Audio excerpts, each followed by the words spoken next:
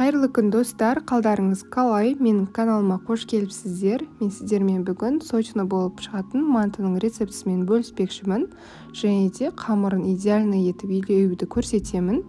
Міндетті түрде ол үшін видеоның соңына дейін қараңыздар. Бізге ең алдымен жұмыртқа қажет. Бір жұмыртқаның үстіне 1 шай қасық тұзды салып араластырып аламыз.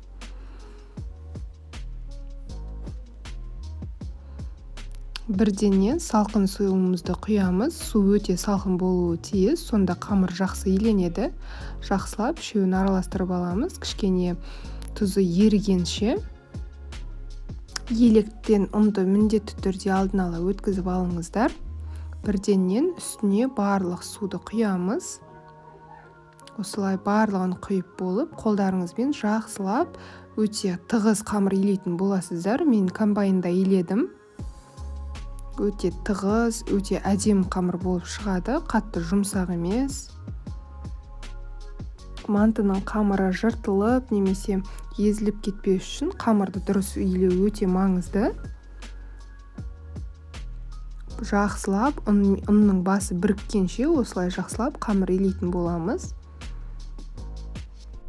Қалғанын өзім біріктіретін боламын қазір қолыммен.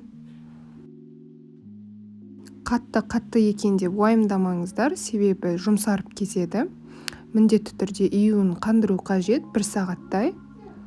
Жақсылап осылай илеп алғаннан кейін міндетті түрде салафанға салып қойыңыздар, сонда жақсы жұмсарады. Егерде жай ғана осындай ыдыста бетін жауып қойсаңыздар, қатты жұмсармайды. Міне, тығыз қамыр пайда болды. Негізінде мантының қамыры осындай болуы тиіс. Әр 15-20 минут сайын қамырды ашып илеп тұрыңыздар. Қамыр дайын болғанша начинкасын дайындап қоямыз. Ең алдымен пиязды жұқалап, жақсылап, майдалап турап алатын боламыз. Езгіштен өткізіп қажеті жоқ. Егерде осылай қолмен турасаңыздар, манты сочно болып шығады. Пияздың суы өз бойында тұрады да. Мен қаншалықты фарш қолдансам, соншалықты пияз, сондай көлемде пияз қолданамын. Менде 700 грамм фарш және де 700 грамм пиязды қолдандым. Дәл осылай жақсылап турап аламыз барлығын. Мантыға асқабақ міндетті түрге қосқан қатты ұнайды. Егерде қалауларыңызша картоп қоссаңыздар да болады. Мен асқабақ қосатын боламын. Өте сочный, өте әдемі болып шығады және де өте пайдалы астың бірі. Сондықтан да жақсылап турап қосатын боламын. Кубиктап тураймыз бұл асқабақты, тез жұмсарып кетеді. Барлық ингредиентті қаншалықты қосқанымды описанияға қалдыратын боламын.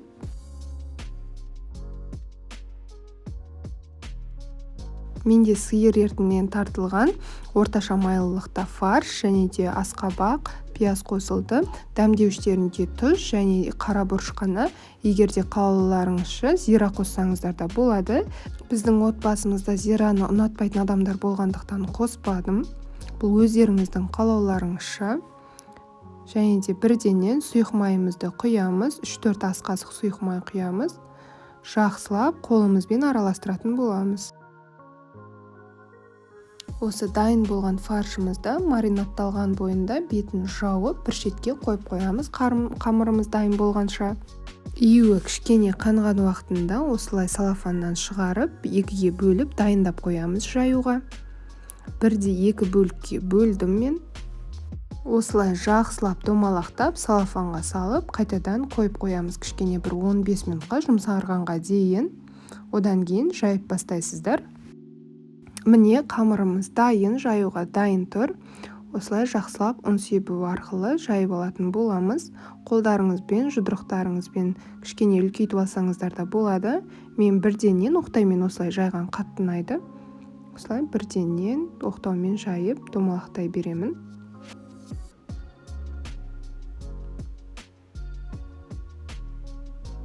Көп ұн сеппеңіздер, себебі өзіде жұмыртқа қосылған, тығыздалып иленген қамыр болғандықтан оңайлықпен жабысып қалмайды. Сондықтан да көп ұн сеуіп, қамырды кептіріп жібермеңіздер қатты. Піскен кезде кішкене қаязып, қаттылау болып қалады, сондықтан жақсылап осылай жаямыз. Қамырды жайған кезде тек қана екі шетіне салмақ түсіреміз.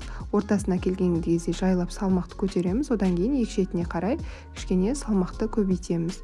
осылай жақсылап біркелкі етіп айналдыра отырып жаятын боламыз. Өте жұқа болуы тиіс.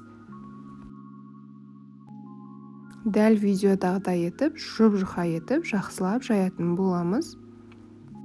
Оқтауда оралған күйі жақсылап жайылған қамырды дәл осылай видеодағыдай бір-бірінің үстіне осылай қайталап шығамыз, қойып шығамыз. Гармошка етіп, одан кейін барып шетінен бастап жайлап кесеміз. Осы кезде өздеріңіздің қалауларыңызша қаншалықты үлкен, кіші етіп кесетіндіктеріңіз. Мантының қатты үлкен емес, орташа болған дұрыс, өте дәмдірек болады. Үлкен болса қамыры көптеу болып кетеді. Ең шеткі қамырдан бастап алып жаятын боламыз, осылай. Одан кейін ең соңғы қамырды аламыз. Осылай барлығын бірдей етіп, шет-шеттерінен ала отырып, біріктіріп аламыз қамырды. Одан кейін барып кубиктап турайтын боламыз.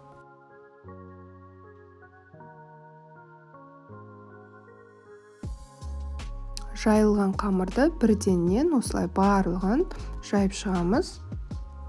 Бетіне начинкасын салуға дайындаймыз. Осы кезде бөлмелеріңіздің терезесі жабық болған дұрыс, сырттан ауа кірмесін, себебі осылай жайып жатқанда кеуіп кетуі мүмкін қамыр. Бір-біріне жабыспай, кішкене қаязып қалады. Сондықтан отырған помещенияларыңыз жабық болған дұрыс.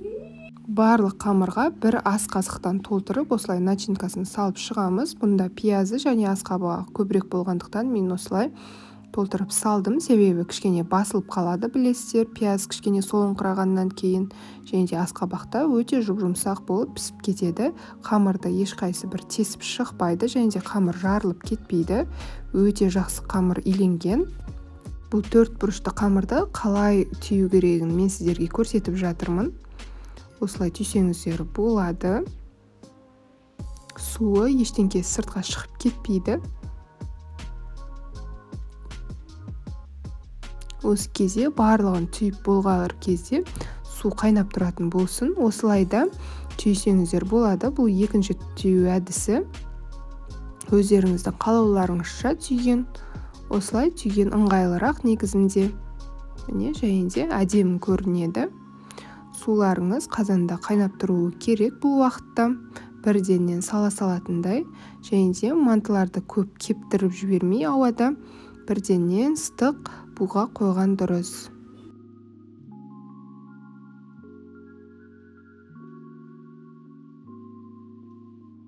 Манта варкаларыңыздың бетін міндетті түрде осылай сұйық майдың көмегімен майлап шығыңыздар, немесе сары маймен де майласаңыздар болады. Түгелдей осылай кисточканың көмегімен жақсылап барлық жеріне тиетіндей етіп майлап аламыз, және де бірденнен мантыларды қойып бастаймыз. Кейбір манта варкаларда кішкене мантының беті қатайып, қамырлары кеуіп қалатын болып шығады. Сондықтан да бетіне дәл осылай май жағып қойсаңыздар, өте жұп-жұмсақ және де қаязымай әдемі болып піседі. Бұл енді өздеріңіздің қалауларыңызша. Міне дәл осылай мен барлығына жағып шығамын. Кішкене қақпағы ауа жіберетін болғандықтан. Қайнап жатқан суда орташа отта 40-45 минутта пісіріп алатын боламыз. Міне мантыларымыз дайын. Менде 45 минутта өшірдім. Міне көріп отырғандарыңызда ешқандай да жабыспаған. Өте әдемі алынып жатыр.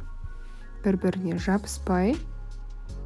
Егер де менің видео рецептім ұнаса, міндетті түрде маған тіркеліп алуды ұмытпаңыз.